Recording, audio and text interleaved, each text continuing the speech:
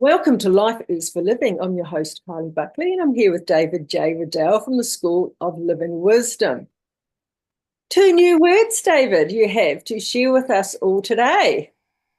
What are they? Well, I want to get you thinking, and the fastest way to do that is to open up your glossary and improve it Mm-hmm. because vocabulary is improved by new words and new words enable a new ability to think. Did you ever try thinking without using any words? It's really not possible. You can sensate and you can feel, but you can't think without words. So a couple of new words to help you think, Kylie. Are you ready? Okay, I'm strapped in. One is a Greek word called akrasia, Akrasia. Now, akrasia was the source of great controversy between Socrates and Plato, two of the greatest minds and philosophers of all time, who lived as peers to each other in the same time frame, and they got into a wonderful argument about akrasia. Now, why would two such wise men disagree Hmm. about this concept? Well, translated, the word akrasia means loose bowels, loosen the bowels. And loose bowels translates as weak-willed, wishy-washy, Aha. can't hold to a resolution. No, they're never going to smoke again. Half an hour later, you catch them smoking. And Right. the tragedy is that they really meant it when they said it. Never going to do porn again, never going to touch it. 2 days later, they're back in the office. Mm-hmm. Never going to have another affair, never going to let my heart go where my head didn't go first. A month later, they're in one more unfortunate love tryst. We see it all around us. We see evidence of being weak-willed everywhere we go.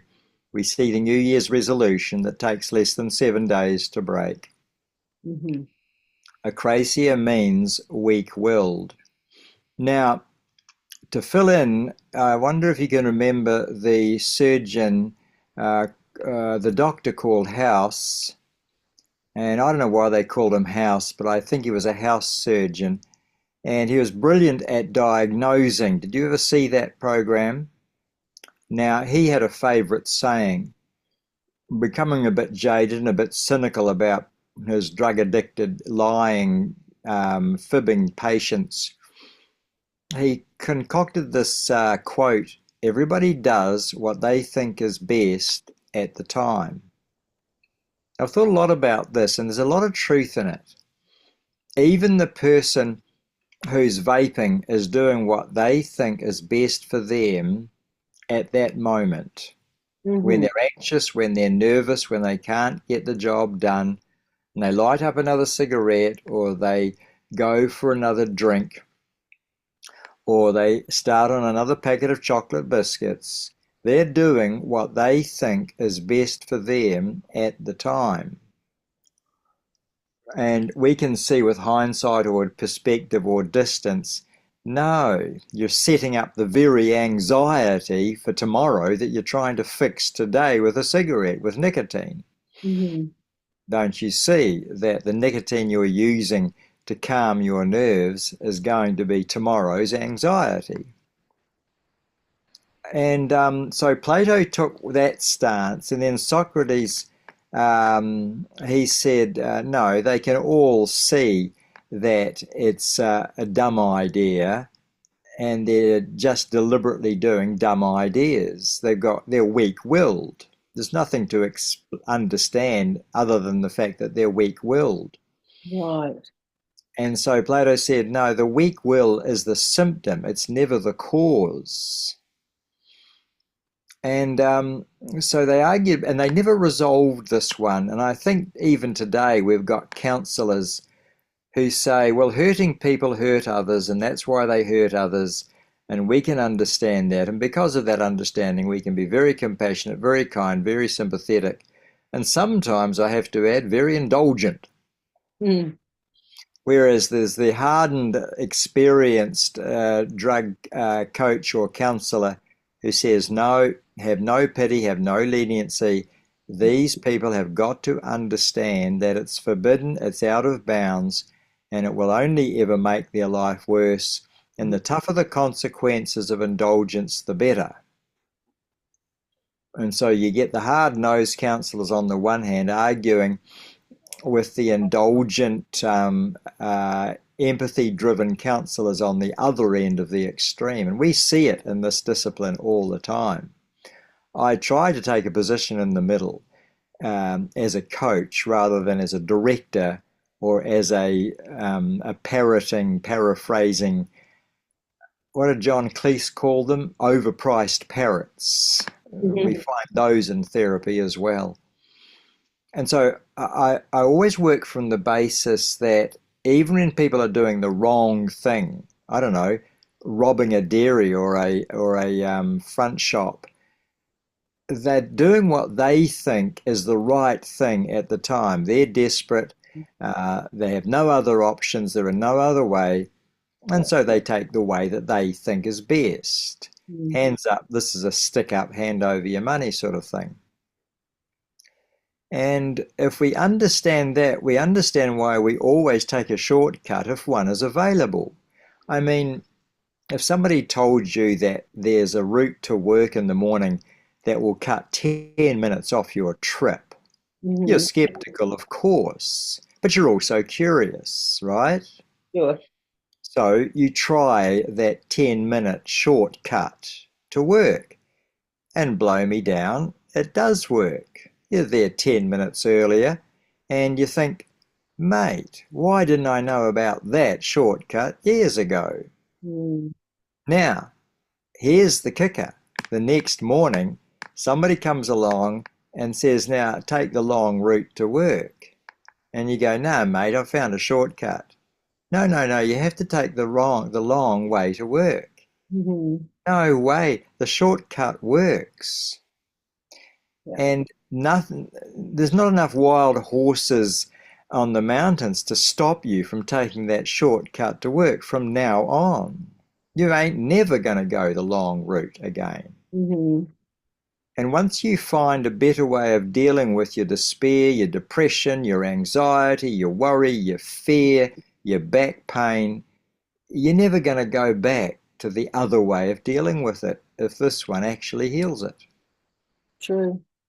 And so when I say shortcut, they're not always illegitimate. Sometimes they are genuine shortcuts. Other times they're quick fixes and they're short-term pain for long-term gain. So that's acrasia. Google it, look it up. It's a fascinating argument and a big debate, and it's still going on today. I know where I stand.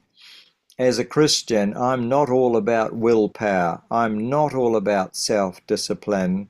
Call me weak-willed if you like. But I've discovered that there's nothing faster at healing and comforting and reassuring than the right truth in the right place at the right time.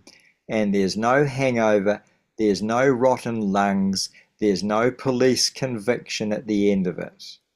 So I'm all for shortcuts, providing they heal the pain, providing they heal the problem, and don't just paper over it. I hope that makes sense. It does to me. It does make sense. And guys, if you need to come and talk with David, you can do that. There's a link there in the channel on the description of how to get hold of David. And if for some reason there's a long wait, there's other people around that have been trained by David as well. So you've got... Yes, tell us where you live. Just tell us which part of the world you live in, and we'll try and refer you to somebody that is a living wisdom counsellor, somebody that I trust, particularly in the South Pacific and Australasia. I'm a bit thin on the ground in Europe for living wisdom counsellors, but hey, if you come and do my course, I'll train you up so you can also be a living wisdom practitioner.